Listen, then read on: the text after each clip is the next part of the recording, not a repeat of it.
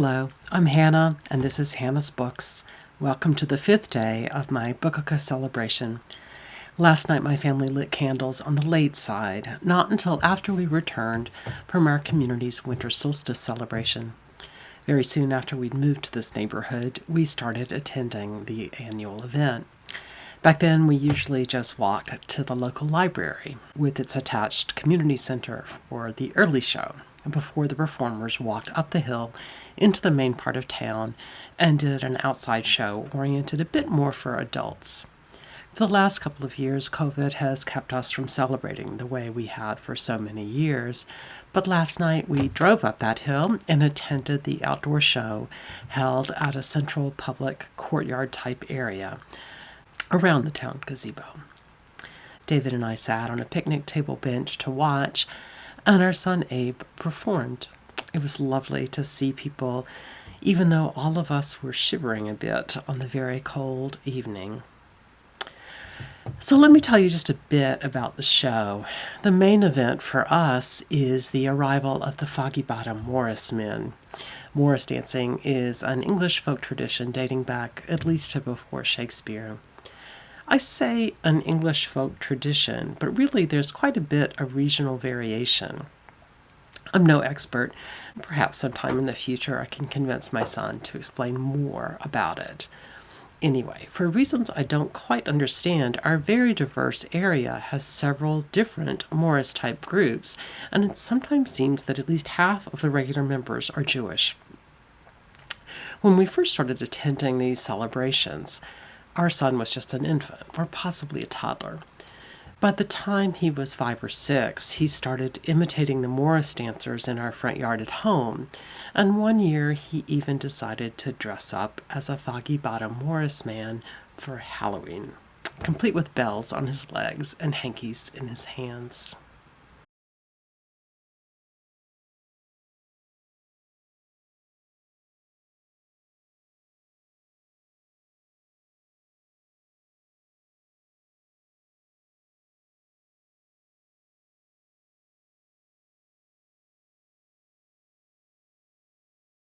A few years later, when he became a better and better violin player, at perhaps 12 years old, he asked if he could apprentice to become a musician for the dance team. After raising their eyebrows just a bit, they'd listen to him talk about why he wanted to join, and they listened to him play his instrument, and they invited him to come to practice to see how it would work out. They suggested that he bring an adult with him to keep an eye on him and take him out if necessary. Well, it wasn't necessary, and in fact, David, who attended with him in those early days, got sucked into the team as well. Soon they were both dancing regularly with the group, and Abe was often playing for this team and others. Right after our son graduated from high school, the two of them traveled to the UK with the team to travel around and dance with a variety of Morris groups there. It was an amazing experience for them. So, last night the group got together and did a variety of dances. The first was a quiet dance from the village of Abbots Bromley in England. Although I don't think it's an especially winter-oriented dance there, the Fogs, as our local team is known, always perform it when it's cold, and it seems to fit. The dancers now wear whites rather than the brown knickers they wore for years. And here they are from last night. Abe is the one with the bow and arrow in this dance, which is especially nice since he was on his college's archery team.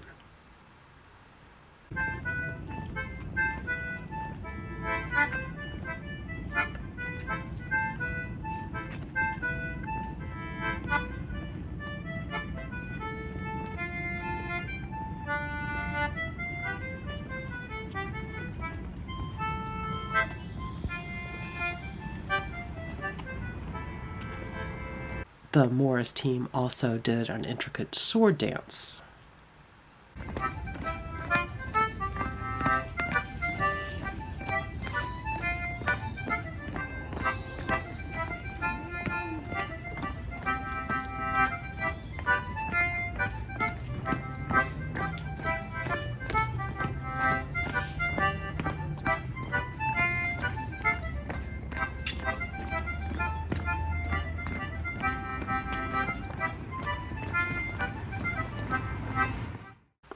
and then danced with sticks.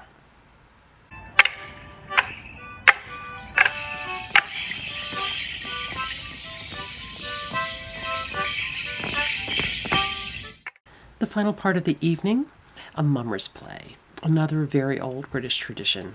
The plot line of mummers plays can vary, but it's pretty common to have two characters engage in a pretend and stylized combat, and then have the loser revived by a doctor character. This year, Abe played the doctor. Come on, St. George! Come on, turkey!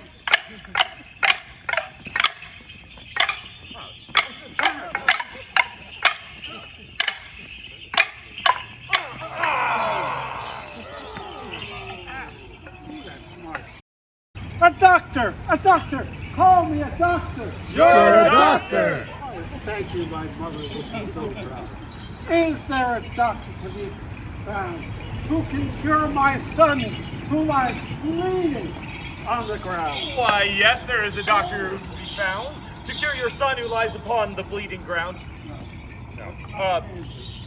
To cure your son, your bloody son who lies... No, that doesn't sound right. To cure your son, yes? My son. Who lies upon the ground. The ground. Bleeding. Yes. Again. What can you cure, doctor? I can cure the itch, the pits, the palsy, and the gout, the pain within and the pain without. The pain without what? I once cured a cat from mildly barking. I once cured a car with handicapped parking. And I once cured an old crow with a toothache. Really? How'd you do that? Well, chopped off its head and threw it in a ditch. You're too clever for me, doctor. Clever, clever, as you shall see, I have this little bottle of stuff with me. Some call it oakum pokum, some call it Kirby pains. Others call it monoepoxy triglycerol arachnididate?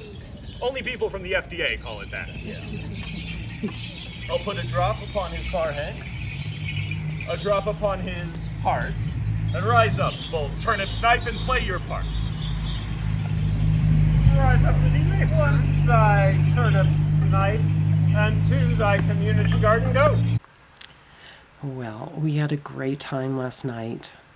David and I don't get out and about much anymore because of his health concerns, but the evening was wonderful.